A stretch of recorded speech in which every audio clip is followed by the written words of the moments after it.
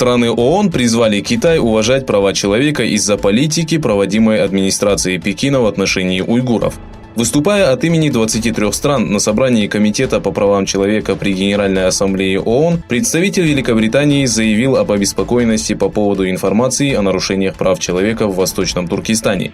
23 страны, включая Соединенные Штаты, Канаду, Японию и Австралию, призвали Китай выполнять свои международные и национальные обязательства, а также обещания по соблюдению прав человека. Совет также попросил Китай предоставить международным наблюдателям доступ в Восточный Туркестан. Кроме того, заместитель постоянного представителя Турции в ООН Серхат Варлы напомнил, что Турция пытается решить уйгурский вопрос при помощи совместного диалога и двусторонних переговоров с Китаем. Палата представителей США приняла закон об уйгурских правах человека. В момент увеличения репрессий, ставших повесткой дня, представители США приняли законопроект об уйгурах, который был окончательно представлен в парламент 11 октября.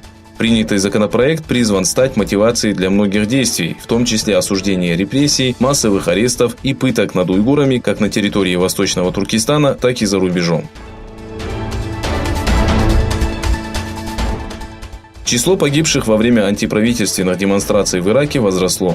В письменном заявлении, сделанном комиссаром по правам человека при парламенте Ирака, указывается, что за последние 6 дней число погибших во время протестов, прошедших в Багдаде, а также центральных и южных областях страны, достигло 100 человек. Количество раненых демонстрантов и полицейских составило 5500 человек. Иракцы протестуют против безработицы, коррупции и недостаточного социального обслуживания. Джамму и Кашмир, особый статус которого был отменен 5 августа Верхней палатой парламента Индии, сегодня официально был разделен на 2 территории. Согласно новым поправкам, Джамму и Кашмир не смогут обладать своим флагом и конституцией. Индийское правительство утверждает, что предпринятый шаг улучшит экономику региона, поможет интегрировать штат с остальной частью страны и увеличит благосостояние людей. Согласно сообщениям индийских СМИ, правительство правящей партии вело реструктуризацию Джамму-Кашмира, начиная с 5 августа. Название региона было изменено на объединенные территории Джамму-Кашмир и Ладак. Отделение Великобритании от Европейского Союза обойдется стране в круглую сумму.